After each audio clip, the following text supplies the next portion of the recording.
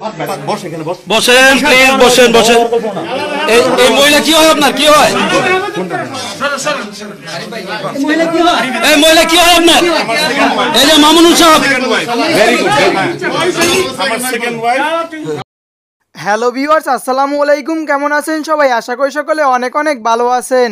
আর আজকের এই ভিডিওতে আমি কোন টপিক নিয়ে আলোচনা করব হয়তো ভিউয়ার্স আপনি ইতিপূর্বে বুঝতে পেরেছেন।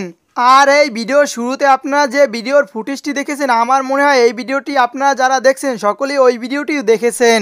আর এই ভিডিওটা তৈরি করার আমার মূল উদ্দেশ্য হলো মামুনুল হক যে নির্দোষ এইটি আমি আপনাদের প্রমাণ করিয়ে দিব। আর আমরা হয়তো সকলেই জানি আল্লামা মামুনুল হক রয়্যাল রিসোর্টে তার দ্বিতীয় স্ত্রীকে নিয়ে একটি সমালোচনায় পড়েছেন। এখন আমরা তার একটি ফুটেজ দেখে নিব যে তিনি কেন সমালোচনায় পড়েছেন। আপনার সেকেন্ড ওয়াইফ তো আমি তাকে বিয়ে করছি, শরীয়ত সম্মতভাবে বিয়ে করছি। ভেরি গুড, ঠিক আছে। আর আপনি আমাদের মিডিয়ার কাছে আপনি বলবেন না, ইম্পসিবল ইম্পসিবল। আল্লাহর কসম খেয়ে বলে আমি কোনো আকাম। আপনারা তো এমনই কসম খান। তো আপনারা হয়তো দেখতে পারছেন তিনি আল্লাহর কসম দিয়ে বলেছেন যে তিনি তার দ্বিতীয় স্ত্রী। আসলে সাধারণ পাবলিক এটা মেনে নিতে চায় না, তাই তো তার সাথে হয়তো এরা এরকম দুর্ব্যবহার করেছেন। তো মামুনুল হকের সাথে যারা দুর্ব্যবহার করেছেন তাদের বিরুদ্ধে আইনানুগ ব্যবস্থা নেওয়ার জন্য তিনি বলেন। তো এর প্রসঙ্গে তারা কি বলল এখন আমরা দেখে নিব। আপনারা যারা করতেছেন আমি আপনারা যারা আমার সঙ্গে দুর্ব্যবহার করেছেন আমি আপনাদের সাথে আপনাদের ব্যাপারে আইনানুগ ব্যবস্থা নেব। কার বিরুদ্ধে নেবেন আপনি আইনানুগ ব্যবস্থা? কার বিরুদ্ধে নেবেন? আমাদের বিরুদ্ধে, আমাদের বিরুদ্ধে নেবেন। যারা দুর্ব্যবহার করতেছেন আমার সাথে, আপনার সাথে কে দুর্ব্যবহার করলো? আপনি এখানে এর বিরুদ্ধে আইনানুগ ব্যবস্থা নেবে এই কথাটা কেন বললেন? আপনি মিডিয়ারে করেন আপনারা আপনার স্ত্রী এত। তো এখানে সাংবাদিক এবং আওয়ামী লীগের বড় বড় নেতাকর্মীরা বলতেছেন যে কাদের বিরুদ্ধে আইনানুগ ব্যবস্থা নেবেন। আর আমার জানা মতে যদি প্রধানমন্ত্রী অপরাধ করে থাকেন তার বিরুদ্ধে আইনানুগ ব্যবস্থা নেওয়া যায়, আর সাংবাদিক তো দূরের কথা। আর আওয়ামী লীগের নেতাকর্মীরা এবং সাংবাদিকেরা তার কাছে একটি বারবার প্রশ্ন করেন যে তুমি তাকে সোনারগাঁ রয়্যাল রিসোর্টে নিয়ে আসছো, এত টাকা কোথায় পাও? আর আমার মনে হয় তারা জানেন না যে মামুনুল হক কোটিপতির সন্তান।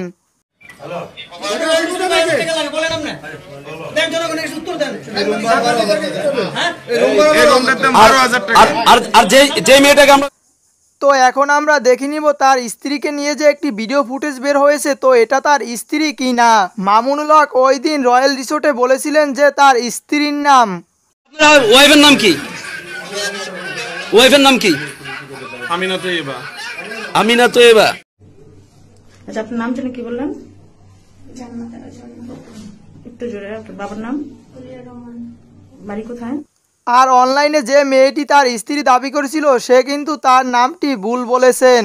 ভুল বলারই তো কারণ আসলে এটা ছিল সাজানো একটা চক্রান্ত। আসলে মামুনুল হক ওই দিন যে তার স্ত্রীকে নিয়ে গেছিলেন ওই দিন তার গায়ে একটি কালো বোরকা পরা ছিল। আর ওই দিন যে মেয়েটি সাক্ষাৎকারে একটি বক্তব্য দিয়েছিল সেটি কালো বোরকা ছিল না।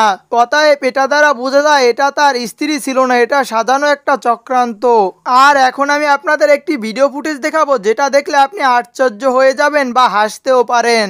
দেখেছিলাম এখন সে ওই রুমের ভিতরে আছে, যে মেয়েটা আছে উনি ওনার পেটের মেয়ের সমান হবে, কিন্তু তারপরে উনি এখানের মধ্যে স্ত্রী দাবি করছেন অথচ কোনো প্রমাণ দেখাচ্ছে উনি ওনার পেটের মেয়ের সমান হবে।